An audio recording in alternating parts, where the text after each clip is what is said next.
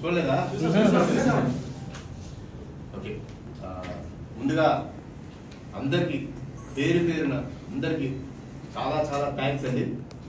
Like చూసిన ప్రేక్షకులకు, మా నందమూరి అబ్బాయిలందరికీ, నాకు ఫోన్ చేసి నన్ను విష్ చేసిన వాళ్ళందరికీ చాలా చాలా థ్యాంక్స్. చాలా ఆనందంగా ఉంది. అంటే మన నమ్మిన కొన్ని విషయాలు నిజంగా వాటికి వచ్చే రెస్పాన్స్ చూస్తుంటే ఎక్స్ట్రాడనరీ ఫీలింగ్ అండి. లైక్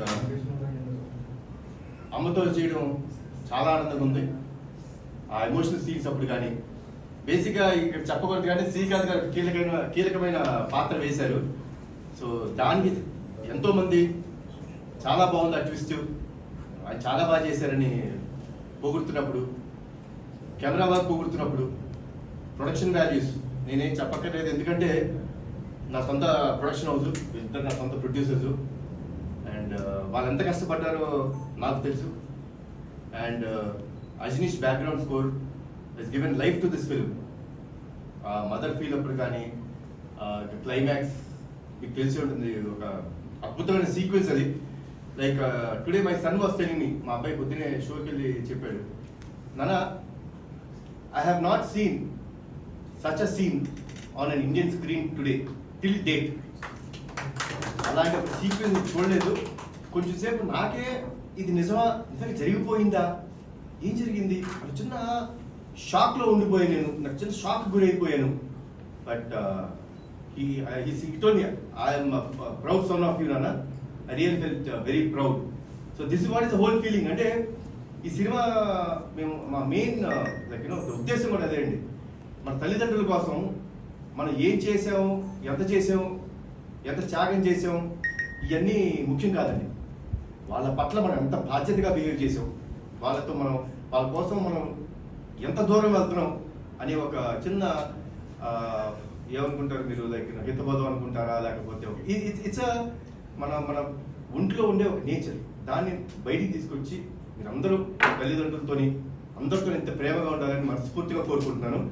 తర్వాత మా ఎడిటర్ గారు తమిరాజ్ గారు, తమిళ్ నిజంగా అంటే this hook comes out of ఎంత ఈ సినిమా కోసం ఆయన ఎంత కష్టపడ్డాడు, ఎంత తపన పడ్డాడు. అంటే ఒక ఎడిటర్ పని ఏంటంటే ఎడిటింగ్ చేసుకున్నామా, అవుట్పుట్ ఇచ్చామా, ఇక్కడ అయిపోతాడు. He's one person. అంటే నాకు లైక్ బింబిసారాకి ఇలానే చేశారు.